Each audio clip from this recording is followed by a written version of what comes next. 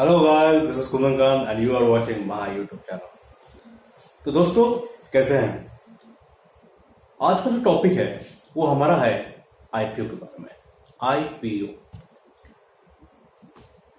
तो short term में एक इंट्रोडक्शन मैं इसका देता हूं कि अगर आपको शॉर्ट टर्म में कम समय में अगर पैसा बनाना है 10%, 20%, 30%, 40% विद इन 15 दिनों में आपका ये बन सकता है अगर आप किसी भी आईपीओ के लिए अप्लाई करते हैं। तो आगे बढ़ने से पहले थोड़ा सा विस्तार से अब डिटेल्स में हम लोग बात करते हैं आईपीओ के बारे में। तो अगर आपने मेरा चैनल ये सब्सक्राइब नहीं किया है तो प्लीज सब्सक्राइब कर लें अगर नए हैं, और बेल आइकन पे जरूर प्रेस करें ताकि कोई भी नया वीडियो अपलोड होता है तो आपको नोटिफिकेशन सबसे पहले मिल जाए। और अच्छा प्रोग्राम लगे तो आप अपने फैमिली ग्रुप्स, फ्रेंड्स में, सर्कल में आप शेयर कर सकते हैं। तो आइए विस्तार से जरा बात करते हैं आईपीओ के बारे में। तो आईपीओ का जो पूरा नाम जो होता है, फुल फॉर्म जो होता है, वो होता है initial public offer. Initial public offer. तो इनिशियल पब्लिक जो ऑफर आईपीओ जो होता है वो कौन लाता है? जाहिर सी बात है, कंपनियां लाती हैं। तो कंपनियां जो होती हैं वो दो तरह की होती हैं, एक प्राइवेट लिमिटेड और एक limited company. Private limited company IPO नहीं ला सकती। जिन कंपनी के पीछे के नाम के पीछे लिमिटेड हो वही कंपनियां आईपीओ ला सकती हैं। ठीक है। तो कंपनी को जितनी पैसों की जरूरत पड़ती है उस हिसाब से वो कंपनी अपना अपना आईपीओ लाती है। अब कंपनियां आईपीओ लाती क्यों है, इसके बारे में जानते हैं। तो देखिए, जब कोई भी कंपनी अपने आप को एक्सपेंड करना चाहती है, अपना नेटवर्क बड़ा करना चाहती है, कोई नया बिजनेस करना चाहती है और इसमें ऐड करना चाहती है, अपने आप को ग्लोबल प्रेजेंस दिखाना चाहती है, तो कंपनी को अच्छे खासे पैसों की जरूरत पड़ती है। अगर कंपनी को, मान लीजिए कोई कंपनी 100 करोड़ की है प्रेजेंट टाइम में, उसे अपने काम को एक्सपेंड करने के लिए 500 करोड़ की जरूरत है। तो अगर 500 करोड़ अगर वो बैंक से मांगने जाएगा तो बैंक का जो इंटरेस्ट रेट होता है वो काफी हाई होता है। हो सकता है वो कंपनी स्टार्टिंग में बेयर नहीं कर पाए या फिर बर्डन बढ़ता जाए। तो कंपनी क्या करती है, अगर उसके फंडामेंटल्स अच्छे हों, उनका ट्रैक रिकॉर्ड अच्छा हो, तो वो आईपीओ के जरिए पब्लिक के बीच में जाती है। पब्लिक को एक हेयरिंग प्रोस्पेक्टस इशू होता है जिसमें कंपनी का पास्ट रिकॉर्ड, कंपनी कौन है, कौन डायरेक्टर्स हैं, कैसा काम करते हैं, क्या उनके विजन है और कंपनी किस तरह से ग्रोथ कर सके, सारा उसमें डिटेल्स होता है। तो आप उसको पढ़ सकते हैं, उसके बाद आईपीओ के लिए अप्लाई कर सकते हैं। अब मान लीजिए किसी कंपनी को 500 करोड़ की जरूरत है, तो पब्लिक के पास आई आईपीओ के द्वारा। तो अगर किसी कंपनी की नेट एसेट वैल्यू जो है, नेटवर्थ है, 100 करोड़ की है, तो उसको हम 10 रुपए से डिवाइड कर देते हैं, क्योंकि किसी भी कंपनी का जो फेस वैल्यू होता है वो होता है 10 रुपीज। तो अगर हम किसी 100 करोड़ कंपनी के 10 से भाग कर देंगे, डिवाइड कर देंगे, तो उस कंपनी के पास लगभग कितने शेयर आ जाएंगे? लगभग 10 करोड़ शेयर हो जाएंगे। अब ये 10 करोड़ शेयर हम पब्लिक के बीच में जाके इतने इशू हम लोग कर सकते हैं पब्लिक के लिए, 10 करोड़ इशू, 10 करोड़ शेयर। तो अब कंपनी ने बोला कि क्योंकि हमारा पास ट्रैक रिकॉर्ड अच्छा है तो हम जो शेयर जो इशू कर रहे हैं वो 50 रुपए में कर रहे हैं। ठीक है। तो यानी कि अगर आपको हमारा शेयर होल्डर बनना है तो 50 रुपीज का हमारा एक शेयर होगा। तो आप इसके लिए आप अप्लाई कर सकते हैं। मगर इसको जो लगाने का जो तरीका होता है उसमें अलग अलग कंपनी का अलग अलग रेशियो होता है, यानी किस मात्रा में आप लगा सकते हैं। तो फॉर एग्जाम्पल मैं समझाता हूं कि रेशियो इस कंपनी के लिए जो 500 करोड़ उठा रही है मार्केट से, इसने अपने एक लॉट बनाया है, मिनिमम 2000 क्वांटिटी शेयर आप उठा सकते हैं। तो 2000 अगर आप उठा रहे हैं इंटू 50, तो इसका मतलब है कि आप 1 लाख रुपए अगर आपके पास है तो आप इस कंपनी के 1 लॉट उठा सकते हैं। ठीक है, तो अगर आप सोचते हैं कि नहीं हम 2001 ले लें तो वो नहीं होगा, क्योंकि लॉट साइज मल्टीपल उसी अकॉर्डिंग होता है। एक लॉट 2000 का है तो दूसरा लॉट फिर 2000 का, तो उस हिसाब से आपके पास 4000 की शेयर्स आपके पास आ जाते हैं। 4000 मतलब है कि फिर 4000 इंटू 10, तो आपके पास 50 सॉरी, तो आपके पास 2 लाख शेयर आपके रुपए आपके लग जाएंगे इन 4000 को लेने के लिए। ठीक है, और अगर आप लगाना चाहते हैं एक और लॉट तो वो लगेगा कि नहीं? नहीं, बिल्कुल नहीं, क्योंकि जो रिटेल इन्वेस्टर होता है उसके लिए एक लिमिट सेट है, वो सिर्फ 2 लाख तक के लिए ही आईपीओ के लिए आईपीओ में अप्लाई कर सकता है।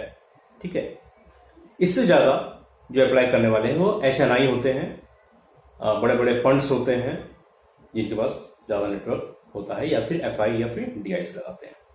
रिटेल इन्वेस्टर के लिए सिर्फ 2 लाख तक आप लगा सकते हैं।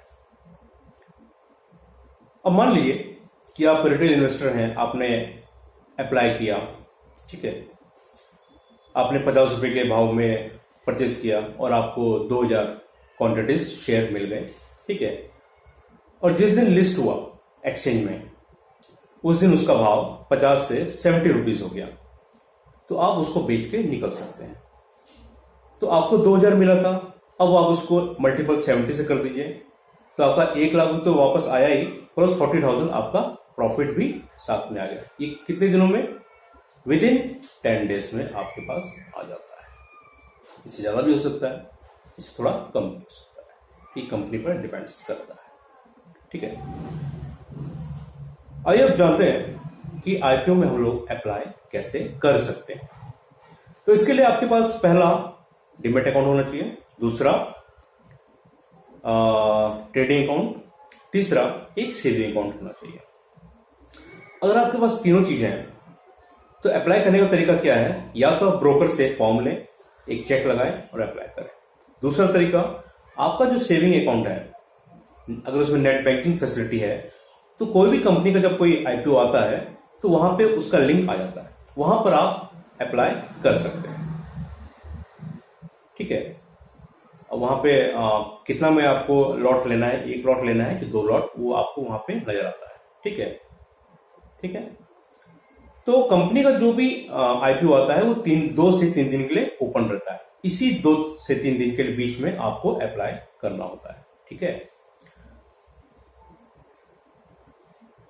ठीक है, तो मान लीजिए कि आपने किसी कंपनी के लिए अप्लाई किया XYZ किसी कंपनी के लिए, तो मान लीजिए आपने आपके अकाउंट में 2 लाख हैं आप, ठीक है, और आपने अप्लाई किया उस कंपनी के 2000 क्वांटिटीज के लिए, 1 लॉट के लिए, तो आपका जो 1 लाख होगा वो आपका ब्लॉक हो जाएगा। 2 लाख में से 1 लाख जो होगा आपका ब्लॉक हो जाएगा। ठीक है, तो और जो 1 लाख है उसको आप विड्रॉ कर सकते हैं। ये 1 लाख जो आपका जो ब्लॉक रहेगा वो तब तक ब्लॉक रहेगा जब तक आपको आईपीओ आपको मिल नहीं जाता है। ठीक है, और अगर आपको आईपीओ इशू नहीं होता है तो आपका पैसा अनब्लॉक हो जाएगा, फिर आप उसको निकाल सकते हैं। ठीक है, तो अब अगर आपको पता चल गया कि हाँ मुझे शेयर अलॉट हो गए हैं, तो जो आपका 1 लाख है वहां से आपका सेविंग अकाउंट से निकल के कंपनीज को चला जाएगा। ठीक है, अब ये जिस दिन लिस्टिंग होगा एक्सचेंज में, जिसे हम लोग एक्सचेंज बोलते हैं एनएससी, जिस दिन एक्सचेंज लिस्ट होगा उस दिन आप अपने कंप्यूटर में बैठें, देखें कि आप आज लिस्टिंग होना है 9:15 में किसी भी कंपनी का ऑलमोस्ट लिस्टिंग होती है, या टाइमिंग अलग होता है 10 बजे के अंदर, तो आप देख लीजिए। तो अगर लिस्टिंग्स 70 रुपीज, 80 रुपीज, 90 रुपीज, तो आप उसको बेच के निकल सकते हैं।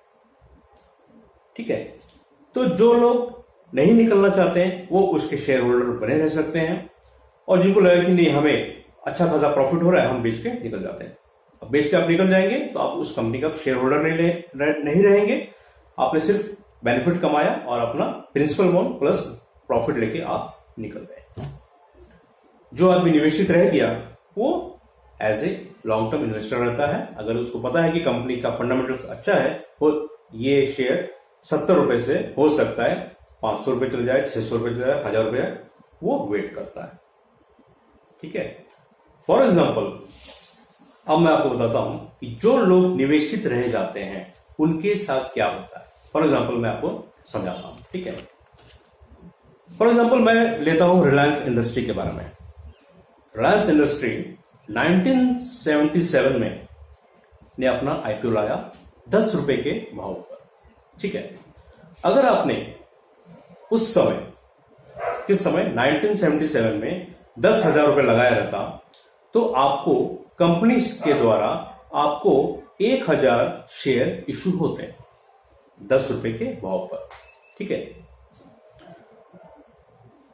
और अगर आज रिलायंस इंडस्ट्री के लगभग 42 साल हो रहे हैं, अगर आप आज तक निवेशित रहते हैं तो उस 10,000 का जो वैल्यू होता वो आज की डेट में लगभग 2.2 करोड़ रुपीस होता, क्योंकि बीच बीच में कंपनी आपको डिविडेंड भी देती है और शेयर के बदले बोनस भी देती रहती है। तो इस प्रकार जो आपके पास 1,000 शेयर थे, आज की डेट में लगभग 10,000 के आसपास शेयर होते। और आज क्योंकि रिलायंस इंडस्ट्री का जो करंट भाव है वो 2200 के आसपास चल रहा है, तो आप 10,000 को 2200 के से मल्टीपल करें तो आपके पास लगभग 2.2 करोड़ रुपीस हो जाता है। तो इसी तरह से आईपीओ में जो निवेशित रहते हैं उनके पास ये रिटर्न। तो ये था रिलायंस इंडस्ट्री के हिस्ट्री, जो मैंने आईपीओ के द्वारा आपको बताया कि अगर आप लॉन्ग टर्म इन्वेस्टर रहते हैं, अगर अच्छी कंपनियां हैं तो आप उसमें बने रहें लॉन्ग टर्म्स के लिए और अपनी आने वाली पीढ़ी को उसका लाभ दें। तो इसी तरह से हाल फिलहाल में भी 2019-20 में भी काफी आईपीओज आए जिन्होंने अच्छा खासा रिटर्न दिया। आईआरसीटीज, एसबीआई कार्ड, इस टाइप के एग्जांपल्स हैं जिन्होंने 3 गुना 4 गुना पैसा आपका रिटर्न विद इन 3 से 6 महीना में दिया। तो ये थे आईपीओज के बारे में डिटेल्स।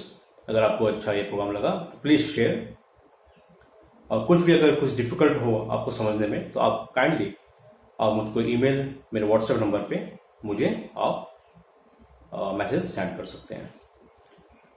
तो फिर मिलते हैं अगले एपिसोड के साथ, तब तक के लिए इजाजत दीजिए।